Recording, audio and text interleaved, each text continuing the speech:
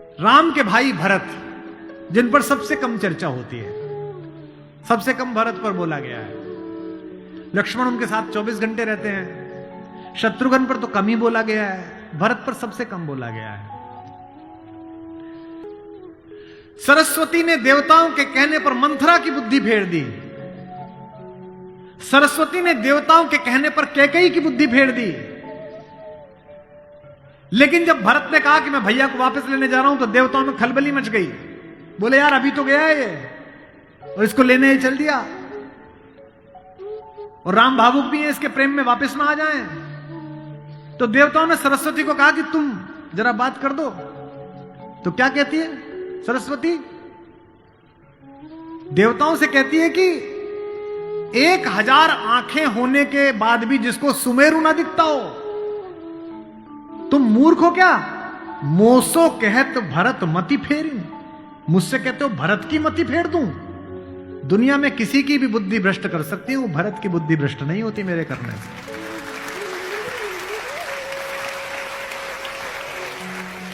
भरत जब भैया को ढूंढते हुए निकले, तो पूरे खानदान को लेकर निकले। भरत ने कहा किसी की तो मान लेंगे, कौशल्या की मान लेंगे, ससुर को भी लेकर गए। जब पहली रात भरत वहीं रुके जहां राम रुके थे, भरद्वाज के आश्रम में। सुबह चलते समय भरत संकोच में थे, तो भरद्वाज ने कहा कि राजन, क्योंकि राजा हो चुके थे, आपके चेहरे पर संकोच है। तो भरत ने डरते हुए कहा कि महर्षि मैं डरा हुआ हूं, मेरी मां ने इतनी बदतमीजी की बात कर दी, मैं बाहर था। भरत को नहीं बताया गया था कि पिता दिवंगत हो गए, पता है आपको ये बात थी? भरत को संदेश भेजा गया था, तो उसमें यह नहीं कहा गया था कि पिता एक्सपायर कर गए, यह कहा गया था कोई इमरजेंसी है, घर आओ। अयोध्या के बाहर नंदीग्राम में इनके पूर्वजों का एक मंदिर था, जहां इनके पूर्वजों की प्रतिमाएं लगी हुई थी, मानधाता की, दिलीप की, रघु की, अज की, नहुष की। वहां भरत रास्ते में रुके अपनी सेना के साथ पूजन करने के लिए, कि पूर्वजों का पूजन कर लूं, पुरखों का।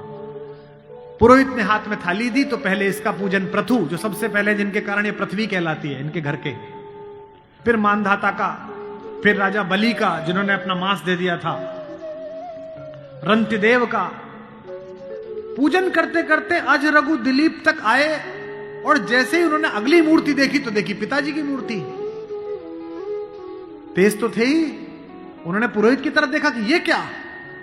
पुरोहित की आंख में आंसू, उसने कहा कि महाराज नहीं रहे, और भरत के हाथ से थाली छूट गई। भरत ने कहा मुझे किसी ने बताया क्यों नहीं कि पिताजी दिवंगत हो गए, क्या हुआ था? बोले राम को वनवास मिल गया। भैया को वनवास क्यों मिल गया? आपकी मां ने मांग लिया। भरत घोड़ा दौड़ाते हुए अयोध्या तक पहुंचे, रोते हुए। सोच के देखिए, भरत जैसा भाई, भ्रातृत्व में राम किसी का उदाहरण नहीं देते, लक्ष्मण का भी नहीं देते। जब हनुमान को गले लगाते हैं, तो ये नहीं कहते कि तुम लक्ष्मण जैसे भैया हो मेरे, तुम मोहि प्रिय ही भरत संभाई। देना हुआ है जब कोई प्यारा उदाहरण, हमने दिया है सिर्फ तुम्हारा उदाहरण।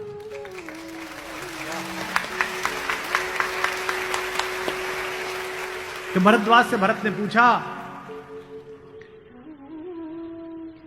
कि भैया मुझे माफ तो कर देंगे ना? मैंने इतनी बड़ी गलती की, एक ऐसी गलती जो भरत ने की नहीं, उसके पश्चाताप में है भरत। मां ने इतनी गलती की, मुझे माफ तो कर देंगे? भरद्वाज ने कहा हे राजन, मुझे पता नहीं कि तुम्हारे बड़े भाई तुम्हें कितना प्रेम करते हैं या नहीं, लेकिन जब वो यहां से जा रहे थे, और सुबह के समय उन्होंने गंगा पार करने के लिए पुरोहित को बुलाकर स्वस्ति वाचन का मंत्र किया, तो बड़े खुश थे, प्रसन्न थे कि मैं वनवास पे जा रहा हूं, चेहरे पे मुस्कुराहट थी। लेकिन पुरोहित ने हाथ में जल दिया, और जैसे ही पुरोहित के मंत्रों के बीच में निकला कि जम्बू द्वीपे भरत खंडे, और जैसे ही भरत सुना, राम के हाथ से जल गिर गया, और वो जमीन पर गिर पड़े, और हाय भरत चिल्लाने लगे। इतना प्रेम तुम्हें राम करते हैं।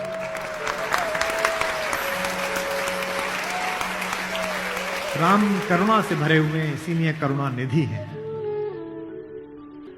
इसीलिए कहता हूं कि इस कहानी से पॉलिटिक्स सीखिए, इस कहानी से स्ट्रेटेजी सीखिए, इस कहानी से ह्यूमन वैल्यूज सीखिए, फैमिली वैल्यूज सीखिए।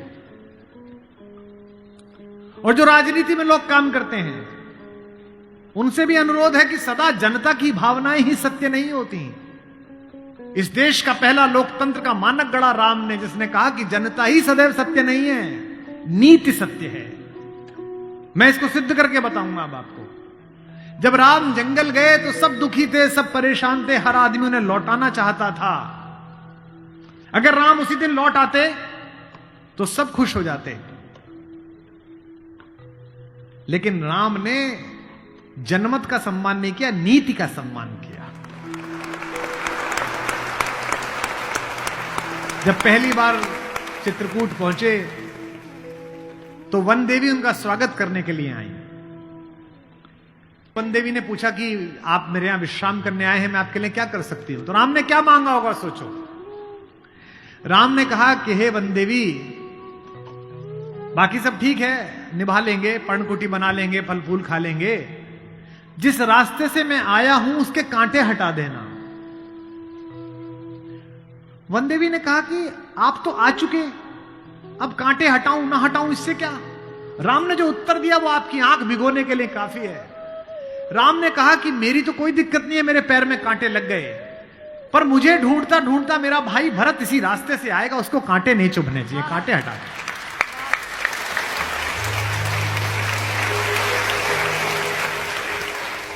तो वन देवी को जिज्ञासा हुई।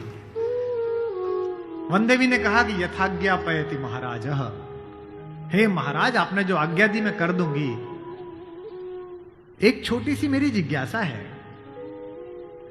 क्या अयोध्या का राजा, अयोध्या की चतुरंगिणी सेनाओं का सेनापति, दशरथ का पुत्र, राम का छोटा भाई भरत इतना नाजुक है कि रास्ते में चलेगा तो उसके कांटे चुभ जाएंगे? राम ने कहा नहीं, वो तो वज्र के समान है, उसकी छाती से टूटकर तो इंद्र का वज्र टूट जाता है, ये कांटे उसे परेशान नहीं करेंगे। वन देवी ने कहा फिर क्यों हटा दूं? बोले परेशानी यह है कि जब उस रास्ते पर आएगा अगर एक कांटा भी चुभा तो उसका दिल यह सोचकर टूट जाएगा कि मेरे कारण मेरे भैया को इन कांटों को झेलना पड़ा है।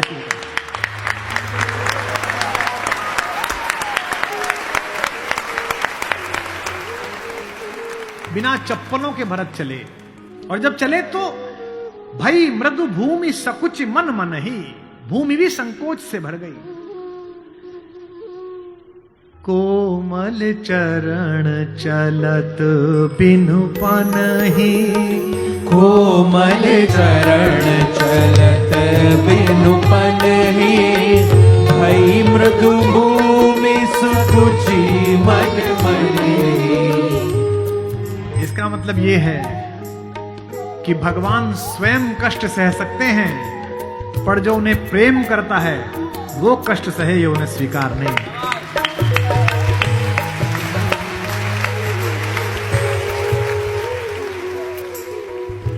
चित्रकूट में रात्रि का समय है,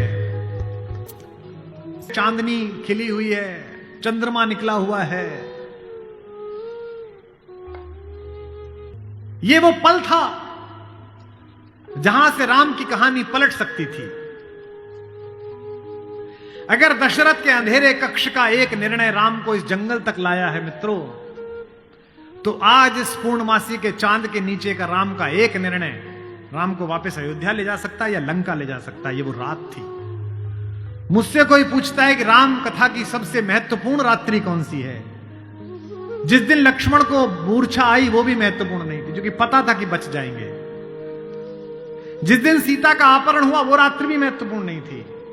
यही रात महत्वपूर्ण थी, यही रात अंतिम, यही रात भारी, जिसमें भरत, शत्रुघ्न, तीनों माताएं, गुरु वशिष्ठ, ससुर साहब, सास, सब आए हैं कि बस राम लौट चलो।